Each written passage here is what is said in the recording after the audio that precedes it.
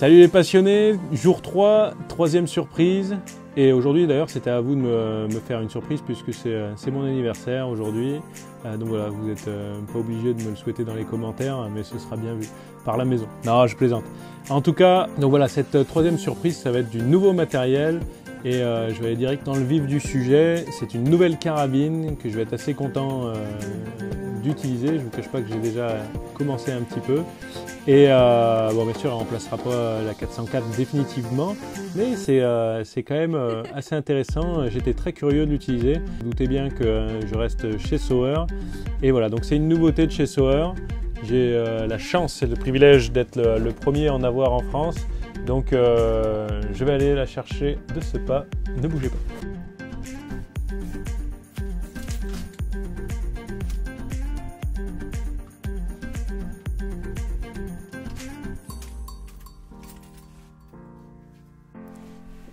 C'est la nouvelle Sauer 303. Donc il en existait déjà une auparavant, mais celle-ci elle a été retravaillée. Nouvelle ligne. On pourrait presque la confondre avec une 404 au début. En termes de ligne, il y a beaucoup de choses qui y ressemblent. Bon, bien entendu, c'est pas la même chose avec la culasse, puisque donc c'est une semi-automatique. Bon, je vous parlerai très succinctement des autres petits accessoires qu'il y a dessus. Bon, accessoire, c'est pas un accessoire, l'optique qui est une V6 et j'ai un Soenhammer. Ça, je pense que je serai amené à vous en reparler un petit peu parce que je commence à être de plus en plus convaincu de l'avoir essayé, mais je vous en parlerai à une autre occasion. Donc voilà, la 303 des deux côtés. Donc celle-ci, c'est la Synchro XT.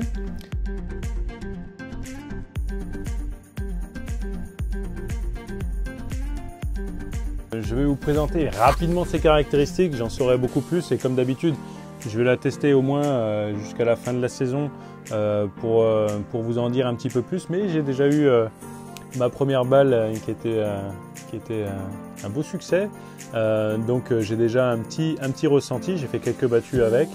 Et bon, le premier élément est qu'elle est un petit peu lourde. Il faut le savoir. Bon, après c'est une arme essentiellement de battue. Personnellement, c'est parce que je prendrais pour aller faire de l'approche au chamois. Donc en battue, c'est pas gênant du tout. On l'a soit sur la bretelle, soit on est assis.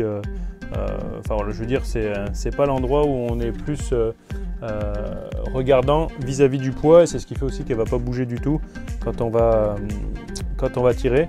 Donc celle-là, je l'ai en 30-06. Donc c'est un calibre qui est assez doux en plus. Donc honnêtement, voilà, pour le moment, j'ai tiré une balle avec hors réglage au stand et honnêtement à bras franc voilà, j'ai rien senti du tout dû entre autres au poids et au calibre donc qui est très doux. La grosse force vu que c'est la Synchro XT celle-ci, donc la Sauer 303 Synchro XT, vous commencez à connaître les appellations, c'est celle avec donc le busque et le trou de pouce et ça je ne peux plus m'en passer littéralement. Le trou de pouce, bah, vous vous doutez, c'est en termes de préhension, c'est absolument génial. Vous tirez comme avec une arme de poing, ça améliore vraiment la préhension de l'arme, c'est vraiment super. Et puis le busque, bah, le busque, ce qui est formidable, c'est d'avoir tout de suite, vous avez votre réglage et vous pouvez épauler dans tous les sens que vous voulez, comment vous voulez. À chaque fois, vous êtes tout de suite, dès que vous épaulez, vous êtes dans le creux de la lunette. Vous avez le point rouge qui vient se mettre dans votre œil. Donc ça, c'est formidable. En termes de rapidité, bah voilà, on peut pas. C'est les moments les plus importants. Quand vous faites du tir un petit peu instinctif ou peu importe si vous avez le temps, c'est du temps que vous avez gagné pour bien viser, pour bien faire votre swing ou votre geste. Mais en tout cas, il n'y a pas de temps de perdu à chercher votre point rouge. Vous êtes tout de suite dedans et ça, c'est vraiment formidable. Et ça, j'aurais vraiment du mal à m'en passer, surtout moi qui suis avant tout un tireur de fusil et qui a l'habitude d'être vraiment écrasé. Alors, à chaque fois que je fais essayer mes carabines, les gens ils voient rien du tout dans mes lunettes. Ils ont l'œil au-dessus de l'optique. Il n'y a que mon armurier pour le moment que je connais qui est comme moi, qui est un tireur à la base de fusil et qui aime bien vraiment écraser sa joue contre le busque. Et moi, c'est comme ça que j'ai mes repères et je trouve tout de suite mon point, ce qui me permet d'aller très vite. Donc voilà, busque réglable, trou de pouce, ça c'est vraiment C'est vraiment quelque chose de génial. Encore une fois, j'aurais du mal à m'en passer. Et après, bon, bah voilà, à la base, je ne suis pas spécialement fan des carabines semi-automatiques. Bon, c'est sûr, c'est super efficace, super rapide. Moi, vous savez que je préfère m'appliquer et bien viser. Donc le but, c'est pas juste de tirer les balles les plus rapidement. Voilà, j'aime bien recharger vite, mais pour mieux reviser et faire attention à l'endroit où je mets mes balles suivantes. Donc là, en plus, bon voilà, il y en a beaucoup qui parlent du trou de pouce, de la problématique du trou de pouce en disant bah oui, ça améliore l'appréhension, mais si jamais on a besoin d'aller chercher son verrou, on perd un peu de temps. Bon, moi, j'ai pas l'impression d'en perdre beaucoup. En général, je sors très vite et je reviens très vite quand on a l'habitude. Mais là, c'est sûr, on n'a pas besoin de sortir du tout, donc les 3 balles peuvent partir effectivement rapidement, même si c'est pas l'objectif. Disons qu'on reste complètement dans sa visée, qu'on peut améliorer donc ses performances, ça c'est sûr. Mais voilà, ce qu'on reproche au semi-automatique, c'est plus un petit peu l'aspect sécuritaire. Et donc là, il y a un truc qui est vraiment génial. Donc c'est une semi-automatique, oui, mais avec l'armeur séparée. Et ça, bah voilà, ça change tout. Bah. Bon, évidemment, on regarde, il y a rien dans la carabine. Je vais vous montrer quand même le fonctionnement. Donc voilà, on relâche la culasse. Si jamais donc l'armeur est en bas, il ne se passe strictement rien. Il suffit de le pousser vers le haut. On a le point rouge. Attention, danger. L'armeur est prêt. 950 grammes. Et le coup part. Donc ça, c'est vraiment génial. C'est un vrai plus pour la sécurité. L'armeur séparée, c'est quelque chose qu'on retrouve sur les carabines, la plupart des carabines linéaires. Bon, sur des express, on peut les ouvrir. Donc là, vous pouvez... bon, bien sûr, pour aller au poste, il faut quand même conserver sa culasse ouverte ou bien fermée avec une douille en travers. Mais une fois que vous êtes au poste, vous pouvez très bien donc avoir fermé votre culasse et puis vous sentir plus à l'aise, en sécurité, comme avec une linéaire, avec l'armeur séparée. Et au moment où vous voyez arriver la bête, vous montez l'armeur et là, vous êtes potentiellement dangereux pour l'animal.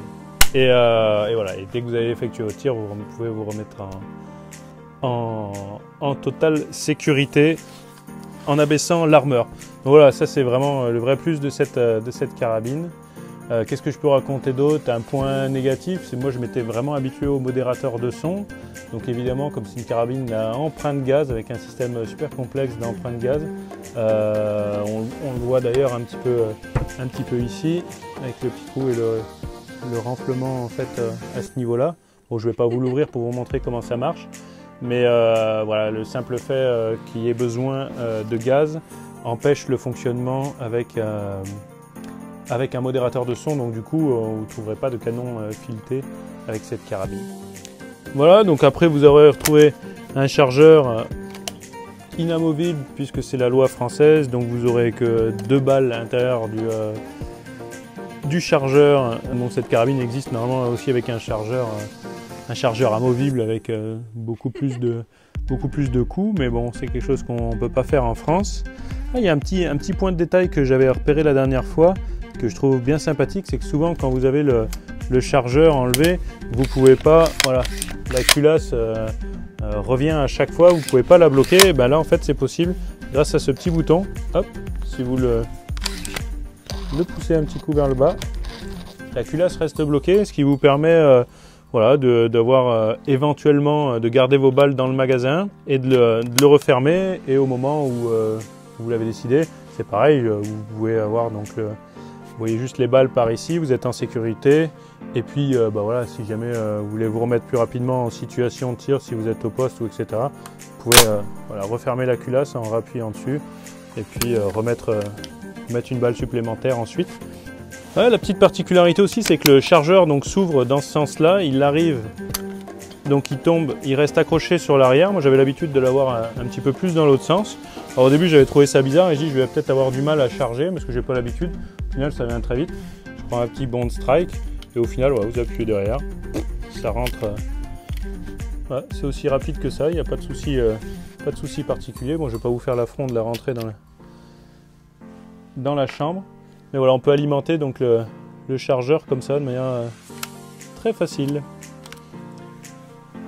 Voilà les amis, je vous en dis pas beaucoup plus pour le moment parce qu'encore une fois je ne l'ai pas suffisamment essayé pour vous donner le ressenti. Je vous ai déjà dit que ma première balle a été fructueuse et extrêmement confortable.